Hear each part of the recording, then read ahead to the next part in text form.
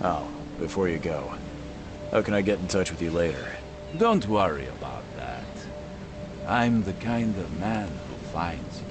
Something is wrong in Oakmont. It's clear the moment you step off the boat. The city does not appear on any map. It never seems to stop raining, and the people are strange. The Throgmortons, one of the city's grand families, have faces that resemble those of apes to the point that others in town openly talk of it. The Innsmouthers, refugees from the town of Innsmouth, have fish-like features and are viewed with open hostility by much of the local populace. Since the Great Flood, an unnatural occurrence that has no scientific explanation, a good chunk of the city has been underwater. Strange monsters known as wild beasts prowl the streets. Some spider-like creatures with long legs wear the skins of cats to blend in. At first glance, you might mistake it for a cat. Then you notice it has too many legs. Others resemble many arms fused together, their center an open mouth of teeth. And others are worse, monsters that resemble people. Simply walking the streets is dangerous. Money has no value here. Everyone carries a weapon, and commerce is conducted with bullets. Into this strange and unnatural place steps Charles Reed, former Navy diver aboard the USS Cyclops and Private Eye. He comes to Oakmont haunted by visions of monolithic, unknowable beasts sleeping beneath the sea, of collapsing in one place and waking up in another, of men whose faces change into tentacles. He comes to Oakmont looking for answers. He's fresh off the boat, distrusted as a newcomer by everyone. He begins his task searching for a missing person and a failed expedition into the sea where divers went looking for the cause of the flood and found only madness.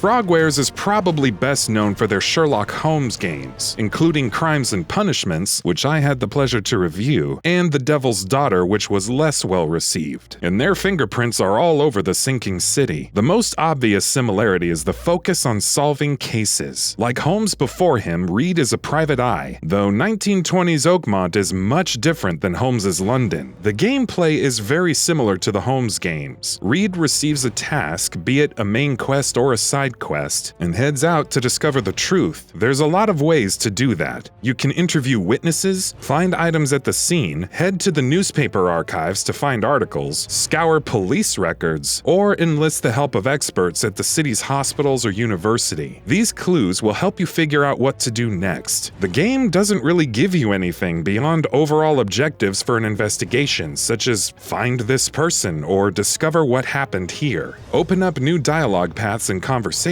or make deductions that tell you more about the city and its inhabitants. But Reed can rely on more than his wits to get things done. He's been touched by the madness that envelops Oakmont, and while that comes at a cost, it also provides benefits. At the push of a button, he can enter Mind's Eye. In Mind's Eye, Charles can see omens that will guide him to other clues, and access memories implanted into certain objects. Is the screen starting to shimmer? Hear a slight ringing? You should probably go into Mind's Eye and inspect that item you just picked up. It might show you something, though I can't promise it will be pleasant. Reed also has access to Cognition, an ability that allows him to see things as they happened in the past if he finds a tear in reality. Once you find all the scenes scattered around an area of interest, the game will ask you to put them in chronological order. Getting it right reveals more clues. Clues are stored in the Mind Palace and can be combined to form new pieces of information and make deductions based on what happened. Thankfully, the game will inform you if you have or haven't found all of the evidence, including the key evidence, in a specific area, allowing you to make sure your decisions are made with as much information as possible. As you solve cases, you'll have to make choices. Will you turn over a murderer, or do you believe that what he saw drove him mad and he was not in control of his actions? On the one hand, the other men who saw what he did were driven mad by it. On the other, his method of violence seems too precise for a man struggling with sanity. Will you return to the surface men affected by madness during their underwater expedition, or leave them to die? On the one hand, they're still men. On the other, the madness is contagious, and these men are clearly in the service of powers you can't comprehend. It's often little pieces of evidence. One character fears another, the last person with this kind of madness spread it to those around him, that make these decisions tough. The choices you make matter, though the game does not judge you you on them or tell you what the right answer is. You don't fill some sort of meter or gain special rewards for doing this. You're simply left to make them as best you can, and see the fallout later if you see it at all. Reed can only work with what he has, and the smallest bit of information can make a big difference. As you investigate main and side quests, you'll have to navigate Oakmont itself. The city is enormous, split into multiple zones. Some are above land. Some are flooded, requiring a boat to navigate. The city is populated and impressive in scale, but it feels artificial too. There's little sense that the people here are really going anywhere or doing anything. The only time this isn't true is when you see another boat navigating the city's waterways, and you can't enter many of the buildings and houses. You also spend a lot of time running back and forth between areas, even if you use the game's fast travel system. Oakmont drips atmosphere and everything about it is unsettling, but it might have benefited from being a bit smaller. By far, the scariest areas are the ones that are quarantined by wooden fences and boxes. You can enter these infected areas, but they're dangerous. The people in them are no longer human and will attack you on sight. You can cut through them. I did once, heard a noise, saw an enormous deformed monster that looked like it had been Frankensteined together from multiple bodies, and got the hell out of Dodge. Thankfully, Reed is more than capable of defending himself. He starts the game with a single pistol and a melee attack, but you'll gain access to more guns as you progress. You'll also find items like gunpowder, shell casings, bandages, and other items, which will allow you to craft bullets, antipsychotics, and health kits, among other items. This is good because you will do fighting. Monsters abound, and you'll have to manage both your health and sanity if you want to get out of Oakmont alive. Health is straightforward, but sanity is trickier. Staring at monsters,